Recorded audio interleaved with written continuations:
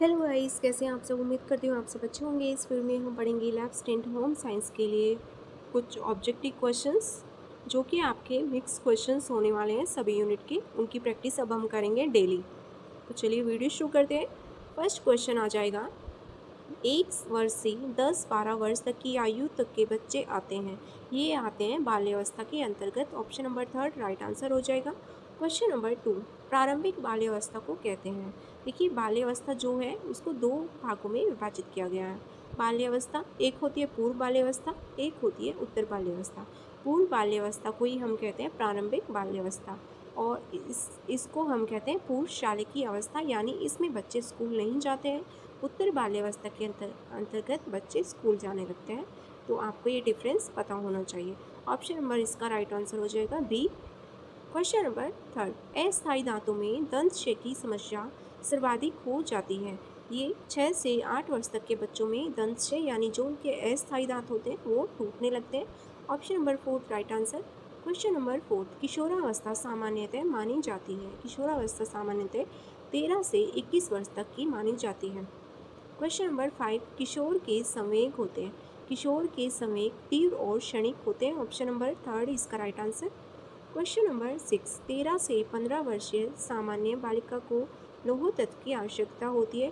देखिए, जो आरडीए हमारा है, आरडीए 2020, उसका हम एग्ज़ाम से 3 या 4 दिन पहले आपको वीडियो मिलेगा, रिवीजन करेंगे। ठीक है, अभी हम इस वीडियो में ये आरडीए जो है आपका वो 2010 के अकॉर्डिंग इसमें आपके क्वेश्चंस दिए गए हैं। तो अभी हम इन क्वेश्चंस को नहीं पढ़ेंगे, क्योंकि जो आपके एग्ज़ाम में क्वेश्चंस आएंगे वो आरडीए 2020 से रिलेटेड आएंगे। तो आरडीए 2020 एग्ज़ाम से हम 3 या 4 दिन पहले उसको पढ़ेंगे, टेबल को अच्छे से। तो अभी हम इन क्वेश्चंस को लीव करेंगे। क्वेश्चन नंबर 7, किशोरावस्था के समय रक्त में हीमोग्लोबिन के स्तर में गिरावट आ जाती है। इस रोग को कहते हैं इस रोग को कहते हैं रक्ताल्पता यानी एनीमिया, जो कि लौह तत्व की कमी से हो जाती है, यानी आयरन की कमी से। क्वेश्चन नंबर 8, वयस्कावस्था प्रातः होती है। वयस्कावस्था प्रातः होती है 20-21 से लेकर 40 वर्ष तक की। Option number fourth right answer. Question number 9, आर्थिक व सामाजिक स्थिरता की अवस्था होती है। आर्थिक और सामाजिक स्थिरता की अवस्था होती है प्रौढ़ावस्था। Option number B right answer. Question number 10, ऑफिस में बैठकर काम करने वाले युवक युवती होते हैं, वो होते हैं कम क्रियाशील। जो कि ऑफिस में बैठकर युवक युवती मेंटली वर्क करते हैं, वह कम एक्टिव, कम क्रियाशील रहते हैं। क्वेश्चन नंबर 11, भारी भरकम शारीरिक श्रम करने वाले स्त्री पुरुषों के वेतन का कितना प्रतिशत भाग भोजन पर खर्च होता है। ये होता है 60 से 70% तक। Option number B right answer हो जाएगा। क्वेश्चन नंबर 12, मोटापे का शिकार अधिक होते हैं। मोटापे का शिकार साहूकार व राजपत्रित अधिकारी अधिक होते हैं। ऑप्शन नंबर थर्ड इसका राइट आंसर हो जाएगा। क्वेश्चन नंबर 13, संतुलित आहार में कम क्रियाशील वयस्क पुरुष के लिए अनाज की प्रस्तावित मात्रा है। ये भी हम आरडी 2020 में पढ़ेंगे। क्वेश्चन नंबर 14, मानव जीवन के विकास क्रम में उम्र का आखिरी पड़ाव कहलाता है। ये कहलाता है वृद्धावस्था। Option number B right answer हो जाएगा। क्वेश्चन नंबर 15, वृद्धावस्था में डैश परिवर्तनों की गति तीव्र होती है। वृद्धावस्था में विघटनात्मक परिवर्तनों की गति तीव्र हो जाती है। Option number 1 right answer. Question number 16, वृद्धावस्था के दौरान अस्थि से संबंधित होने वाले रोग को कहते हैं। ये इसको कहते हैं ऑस्टियोपोरोसिस। देखिए, जो विटामिन डी की कमी से रोग होते हैं, ऑस्टियोपोरोसिस होता है वृद्धावस्था में। और आपका अगर आपसे पूछा जाता है ऑस्टियोमलेशिया, ऑस्टियोमलेशिया हो जाता है वयस्कावस्था में। रिकेट्स हो जाता है बच्चों में। आपको ये याद रखना है, ये सभी रोग विटामिन डी की कमी से होते हैं। ऑप्शन नंबर इसका बी राइट आंसर होगा। क्वेश्चन नंबर 17, वृद्धावस्था में आधारीय उपापचय दर में आ जाती है। वृद्धावस्था में आधारीय उपापचय दर में यानी मेटाबॉलिक रेट में कमी आ जाती है। ऑप्शन नंबर 1 इसका राइट आंसर हो जाएगा। क्वेश्चन नंबर 18, वृद्धावस्था में शरीर के तंतुओं की मरम्मत हेतु मुख्य रूप से आवश्यक होता है। ये होता है प्रोटीन। ये वृद्धावस्था में ही नहीं, अपितु जो आपकी व्यस्कावस्था होती है, बाल्यावस्था होती है, सभी में शरीर के तंतुओं की मरम्मत टूट फूट के लिए आवश्यक होता है। Option number third right answer हो जाएगा। क्वेश्चन नंबर 19, लौह तत्व की कमी से हो सकता है, लौह तत्व की कमी से हो जाता है रक्ताल्पता यानी एनीमिया, जो हम पढ़ चुके हैं। क्वेश्चन नंबर 20, एक निषेचित अंड कोशिका से शिशु बनने तक का 9 माह 7 दिन का अंतराल कहलाता है। ये कहलाता है गर्भावस्था। गर्भावस्था कितने दिन की होती है? 280 दिन, यानी 9 माह या फिर 7 दिन की अवस्था होती है। क्वेश्चन नंबर 21, गर्भावस्था को मुख्य कितनी अवस्थाओं में बांटा गया है? गर्भावस्था को मुख्यतः 3 अवस्थाओं में बांटा गया है। फर्स्ट होती है आपकी बीजावस्था, सेकंड होती है भ्रूणावस्था, थर्ड आपकी होती है शिशु अवस्था या फिर गर्भस्थ शिशु अवस्था। ये 3 अवस्थाएं गर्भावस्था की आ जाती हैं।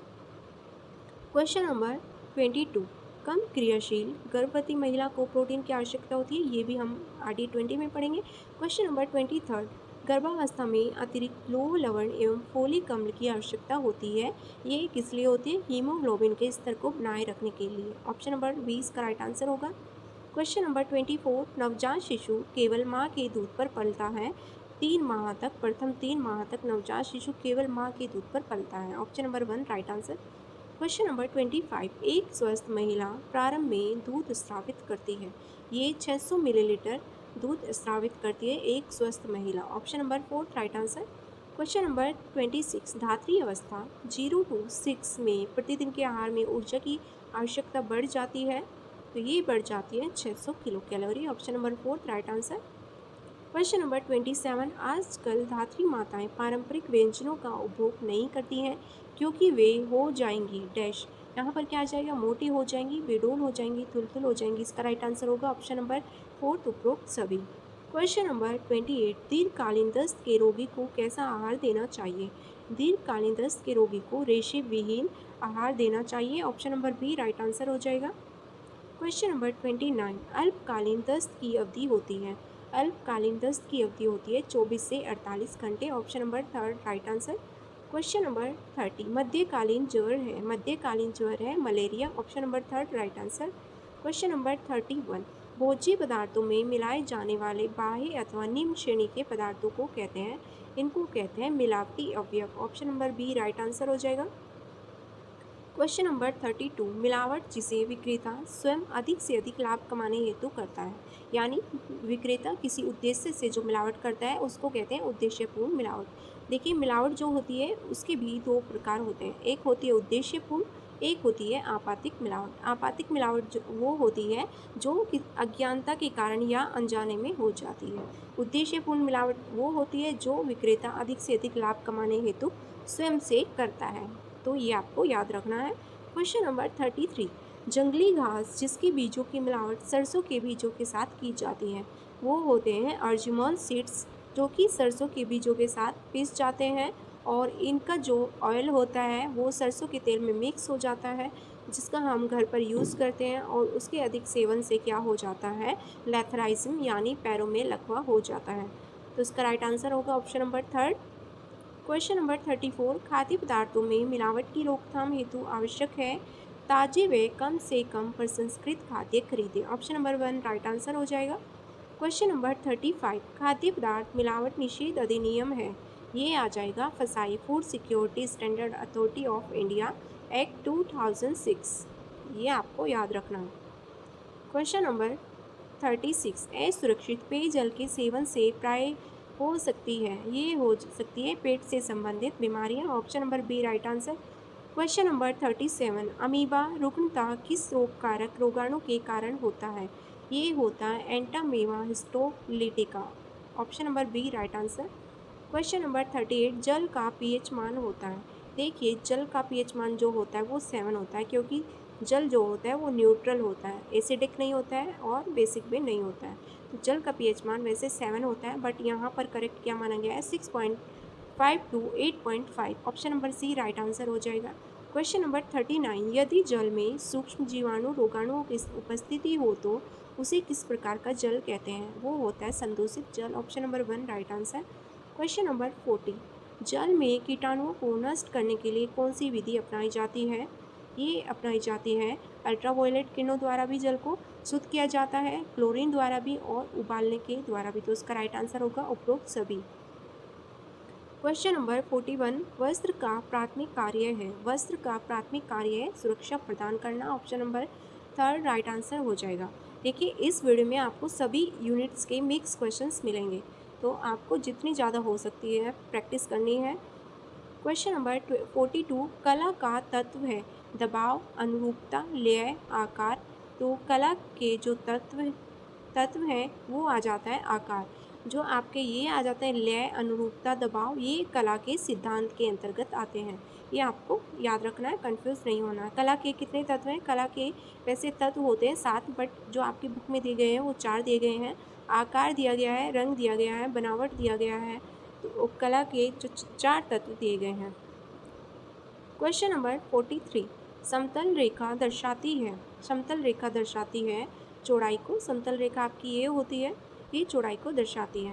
क्वेश्चन नंबर 44, रंग का मुख्य स्रोत है। रंग का मुख्य स्रोत क्या है? सूर्य का प्रकाश। Option number B right answer हो जाएगा। क्वेश्चन नंबर 45, लय का अर्थ होता है। लय का अर्थ होता है गति।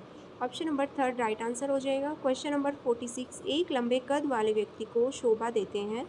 एक जो लंबी हाइट का व्यक्ति है उसको समतल रेखा वाले वस्त्र शोभा देते हैं। ऑप्शन नंबर इसका हो जाएगा B right answer. Question number 47, शिशुओं के लिए वस्त्र चयन करना चाहिए। शिशुओं के लिए सूती, हल्के और मुलायम वस्त्रों का चयन करना चाहिए। Option number third right answer.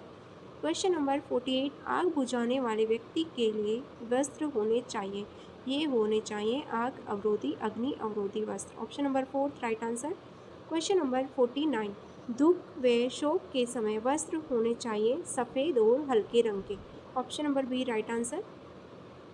Question number 50, वस्त्रों की खरीदारी करते समय जानना आवश्यक है। क्या जानना आवश्यक होता है? वस्त्र की मात्रा, गुणवत्ता और कीमत। इसका राइट आंसर होगा उपरोक्त तीनों। क्वेश्चन नंबर 51, सिंगर मशीन का आविष्कार कब किया गया था? सिंगर मशीन का आविष्कार सन 1830 में हुआ था, 1830 में। ऑप्शन नंबर 1 राइट आंसर हो जाएगा। क्वेश्चन नंबर 52, सन 1935 में किस मशीन का कारखाना भारत में स्थापित किया गया था?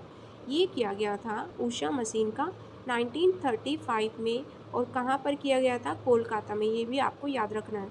सबसे पहले भारत में 1935 में कोलकाता में उषा मशीन का कारखाना स्थापित हुआ था। Option number third right answer हो जाएगा। क्वेश्चन नंबर 53, धागा लपेटने वाली फिरकी को कहते हैं। धागा लपेटने वाली फिरकी को कहते हैं bobbin. Option number 1 right answer. Question number 54, वस्त्र की उत्तम सिलाई के आवश्यक चरण हैं। आवश्यक चरण इसमें आ जाएंगे नाप लेना, ड्राफ्टिंग करना, लेआउट करना, और इसका आंसर होगा उपरोक्त सभी। Option number 4। क्वेश्चन नंबर 55, तैयार पोशाक के कपड़े में निम्न गुणों की जांच करें। रेशा, डिज़ाइन, पक्का रंग, और उपरोक्त सभी, इन सभी की जांच करते हैं। ऑप्शन नंबर 4 राइट आंसर हो जाएगा। क्वेश्चन नंबर 56, एक ही उम्र के दो बच्चों के नाप हो सकते हैं। एक ही उम्र के दो बच्चों के नाप अलग अलग हो सकते हैं, क्योंकि कोई बच्चा मोटा हो सकता है, कोई बच्चा पतला भी हो सकता है, तो उनके नाप भिन्न भिन्न होंगे। क्वेश्चन नंबर 57, सीवन जांचने हेतु पोशाक को करें उल्टा। पोशाक को उल्टा करके हम उसकी सिलाई जो है सीवन उसको चेक कर सकते हैं। ऑप्शन नंबर ए राइट हो जाएगा। क्वेश्चन नंबर 58, तैयार पोशाक होनी चाहिए। तैयार पोशाक आरामदायक होनी चाहिए। ऑप्शन नंबर 1 राइट आंसर हो जाएगा। क्वेश्चन नंबर 59, तैयार पोशाक खरीदने से बचत होती है। आय, समय, श्रम, इन सभी की बचत होती है। देखिए, तैयार पोशाक खरीदने से समय और श्रम दोनों की बचत होती है। ऑप्शन नंबर 4 इसका राइट आंसर हो जाएगा। क्वेश्चन नंबर 60, वनस्पति धब्बे हैं। वनस्पति धब्बे हैं। ऑप्शन नंबर 4 हल्दी के, चाय, कॉफ़ी के, ये सभी आपके वनस्पति धब्बे के अंतर्गत आ जाते हैं। क्वेश्चन नंबर 61, औषधि वर्ग का धब्बा है। औषधि वर्ग का धब्बा है खनिज वर्ग। Option number 3 right answer. Question number 62, अंडा का दाग छूट जाता है। अंडे का दाग छूट जाता है ठंडे पानी व साबुन के प्रयोग से। Option number B right answer. Question number 63, घास वर्ग का धब्बा है। घास वर्ग के धब्बे आ जाते हैं, उपरोक्त में से कोई नहीं यहाँ पर।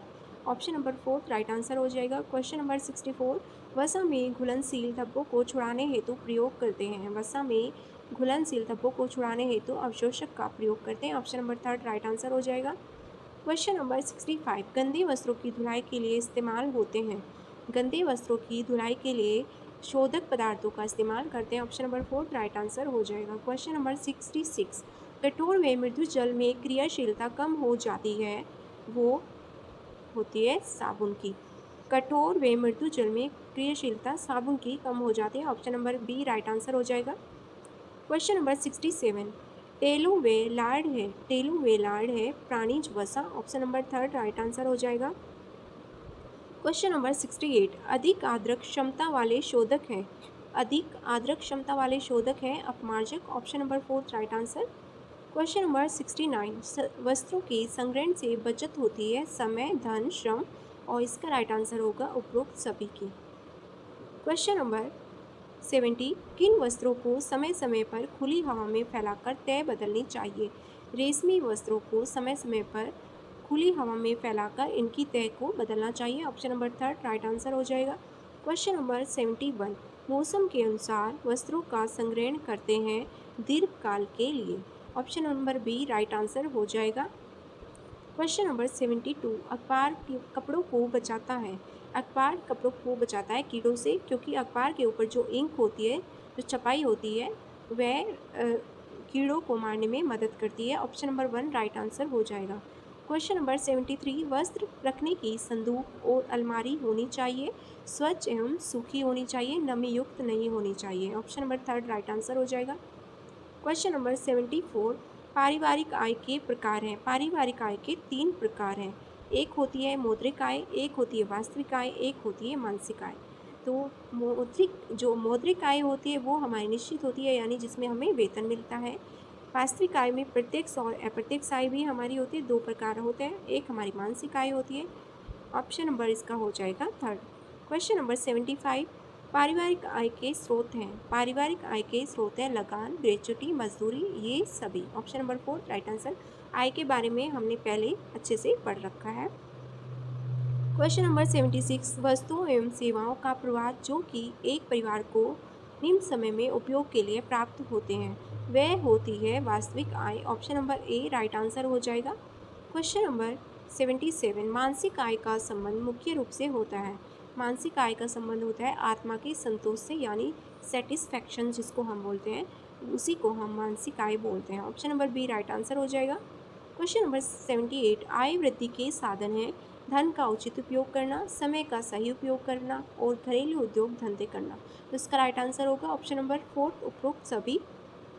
क्वेश्चन नंबर 79, निश्चित अवधि पर जो व्यय दोहराए जाते हैं वे हैं उपभोग व्यय, निश्चित व्यय, अर्ध निश्चित व्यय, पारिवारिक व्यय। देखिए आपको क्वेश्चन में इसका आंसर मिल गया है। निश्चित अवधि पर जो व्यय दोहराए जाते हैं उसको हम कहते हैं निश्चित व्यय। Option number B right answer हो जाएगा। क्वेश्चन नंबर 80, उपभोग वस्तुओं की मांग में वृद्धि होने पर बढ़ती है उत्पादन की गति व मात्रा। यानी जब किसी वस्तु का उपभोग ज़्यादा होता है, उसकी मांग में वृद्धि हो जाती है, तो उत्पादन की गति और मात्रा भी बढ़ जाती है। Option number B right answer हो जाएगा। क्वेश्चन नंबर 81, बजट का तात्पर्य है। बजट का तात्पर्य है आय व्यय का विस्तृत ब्यौरा। Option number 3 right answer. Question number 82, घरेलू हिसाब किताब का प्रकार है बाजार खर्च, संपत्ति का हिसाब, धोबी का हिसाब, उपरोक्त सभी इसके अंतर्गत आ जाएगा। Option number 4। क्वेश्चन नंबर 83, आय का वह भाग जो भविष्य के लिए बचाकर रखा जाता है उसको कहते हैं बचत। Option number 3 right answer. Question number 84, बचत की आवश्यकता क्यों होती है। घूमने के लिए, वृद्धावस्था के लिए, कपड़े खरीदने के लिए। देखिए बचत की जो आवश्यकता होती है वो वृद्धावस्था के लिए होती है। Option number B right answer हो जाएगा। क्वेश्चन नंबर 85, धन को लाभ हेतु उचित स्थान पर लगाना ही कहलाता है। ये कहलाता है विनियोग, जिसके बदले आपको कुछ लाभ प्राप्त होता है, यानी आपको ब्याज मिलता है, इसको हम कहते हैं विनियोग। Option number 3 right answer. Question number 86, विनियोग के प्रमुख साधन है बैंक, डाकघर, जीवन बीमा, और इसका राइट आंसर होगा उपरोक्त सभी। क्वेश्चन नंबर 87, वह बचत जो नौकरी करने वालों के लिए अनिवार्य है वह होती है।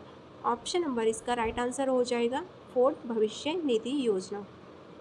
क्वेश्चन नंबर 88, वह खाता जिसमें व्यापारियों का लेन देन होता है कहलाता है चालू खाता। यानी जो व्यवसायी व्यक्ति होते हैं, व्यापारी लोग होते हैं, वो चालू खाता यानी जो करेंट अकाउंट होता है वो यूज़ करते हैं। ऑप्शन नंबर 3 राइट आंसर हो जाएगा। क्वेश्चन नंबर 89, सरकार में छोटी छोटी बचत को प्रोत्साहित करने के लिए संस्था की स्थापना की है। ये है ऑप्शन नंबर थर्ड डाकघर। ऑप्शन नंबर थर्ड इसका राइट आंसर हो जाएगा। क्वेश्चन नंबर 90, बीमा जिसमें व्यक्ति स्वयं उसका लाभ नहीं उठा सकता है कहलाता है। ये कहलाता है आजीवन बीमा। ऑप्शन नंबर वन इसका राइट आंसर हो जाएगा। क्वेश्चन नंबर 91, वस्तुओं के उपभोग करने वाले व्यक्ति को कहते हैं, इसको कहते हैं उपभोक्ता। Option number third right answer. Question number 92, काली मिर्च में मिलावट की जाती है। काली मिर्च में पपीते के बीज की मिलावट की जाती है। Option number one right answer हो जाएगा। क्वेश्चन नंबर 93, तराजू की डंडी होनी चाहिए। तराजू की डंडी चपटी होनी चाहिए। Option number one right answer हो जाएगा। क्वेश्चन नंबर 94, वस्तु का मूल्य अधिक हो जाता है जब वस्तु प्रतिष्ठित दुकान से खरीदी गई हो। Option number fourth right answer हो जाएगा। क्वेश्चन नंबर 96, उपभोक्ता शिक्षा का मुख्य उद्देश्य है। उपभोक्ता शिक्षा का मुख्य उद्देश्य है उपभोक्ता को संरक्षण प्रदान करना। Option number third right answer हो जाएगा। क्वेश्चन नंबर 97, उपभोक्ता को वस्तु कहाँ से खरीदनी चाहिए। उपभोक्ता को वस्तु राशन की दुकान से, सुपरमार्केट से, पंजीकृत व अधिकृत दुकान से। इसका राइट आंसर होगा उपरोक्त सभी से। क्वेश्चन नंबर 98, उपभोक्ता शिक्षा अर्जित की जा सकती है। उपभोक्ता शिक्षा अर्जित की जा सकती है पड़ोसी से, पत्र पत्रिकाओं से, टीवी से। इसका राइट आंसर होगा उपरोक्त सभी से। क्वेश्चन नंबर 99, निम्न में से कौन सा उपभोक्ता अधिकार नहीं है। उपभोक्ता का अधिकार है सुनवाई का अधिकार, चयन का अधिकार, सुरक्षा का अधिकार और सजा का अधिकार। ये उपभोक्ता का अधिकार नहीं है। Option number B right answer हो जाएगा। क्वेश्चन नंबर 100, ग्राहक के साथ धोखाधड़ी का मुख्य कारण है। ग्राहक के साथ धोखाधड़ी का मुख्य कारण हो सकता है अज्ञानता। Option number fourth right answer होगा। क्वेश्चन नंबर 101, औषधियों में निर्धारित स्तर से नीचे गुण पाए जाने पर निर्माता से निर्माण अधिकार छीन लिया जाएगा। ऑप्शन नंबर थर्ड इसका राइट आंसर हो जाएगा। क्वेश्चन नंबर 102, भार एवं माप अधिनियम में कितने कानून हैं। भार एवं माप अधिनियम में 3 कानून इसमें जो लागू किए गए हैं 3 कानून। ऑप्शन नंबर थर्ड इसका राइट आंसर होगा। क्वेश्चन नंबर 103, यह अधिनियम सभी प्रकार के भोज्य पदार्थों हेतु न्यूनतम स्तर निर्धारित करता है। ये आ जाता है आपका ऑप्शन नंबर फोर्थ, खाद्यान्न मिलावट प्रतिबंध अधिनियम 1954। क्वेश्चन नंबर 104, वस्तुओं को उनके गुणों के आधार पर श्रेणी तथा अंक प्रदान किए जाते हैं। Option number one right answer हो जाएगा।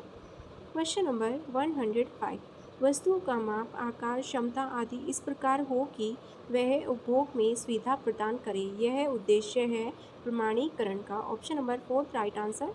क्वेश्चन नंबर 106, उपभोक्ता संरक्षण अधिनियम निम्न में से किस वर्ष में लागू हुआ। ये लागू हुआ था 1986 में। Option number third right answer. Question number 107, उपभोक्ता संरक्षण कानून का मुख्य उद्देश्य है उपभोक्ता को बेहतर संरक्षण प्रदान करना। Option number third right answer होगा।